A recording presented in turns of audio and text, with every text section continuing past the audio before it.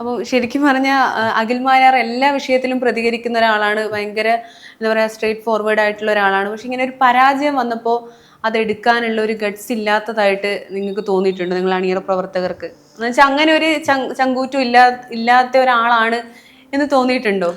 പുള്ളി ചങ്കൂറ്റമില്ലാത്ത ആളാണെന്ന് എനിക്ക് തോന്നിയിട്ടില്ല. പക്ഷേ ഈ ഒരു സാഹചര്യത്തിൽ പുള്ളിക്ക് കുറച്ചുകൂടി ഗട്ട്സ് കാണിക്കായിരുന്നു എന്ന് എനിക്ക് തോന്നിയിട്ടുണ്ട്. കാരണം ഒരു വ്യക്തി എന്ന നിലയിൽ അഖിൽ മാരാർ ക്വാളിഫൈഡ് ആണ്, പക്ഷെ ഒരു ആക്ടർ എന്ന നിലയിൽ പുള്ളി അത് ഇവിടെ പ്രൂവ് ചെയ്ത് കാണിക്കണമായിരുന്നു.